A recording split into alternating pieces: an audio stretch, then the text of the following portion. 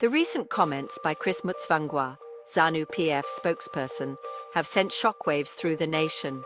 His pointed remarks, directed at President Mnangagwa's third-term ambitions, have exposed deep fissures within the ruling party.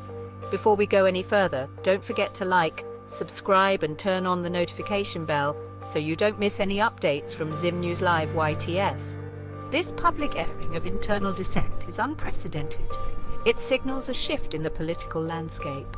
The once seemingly impenetrable facade of unity within ZANU-PF is crumbling. The implications for the upcoming elections are significant. A divided ruling party could pave the way for a more competitive electoral contest. However, it also raises concerns about the potential for instability and violence. The international community is watching Zimbabwe's political developments with keen interest. The country's history is marred by human rights abuses and electoral irregularities.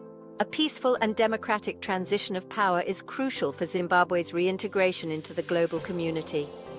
Foreign investors are hesitant to commit to a country perceived as politically volatile. Zimbabwe desperately needs investment to revive its ailing economy. A free and fair election is the first step towards restoring international confidence. The world is holding its breath, hoping that Zimbabwe can break free from its troubled past and chart a new course for the future. President Mnangagwa's intention to seek a third term has ignited a firestorm of controversy. Critics argue that this move violates the spirit of the Constitution.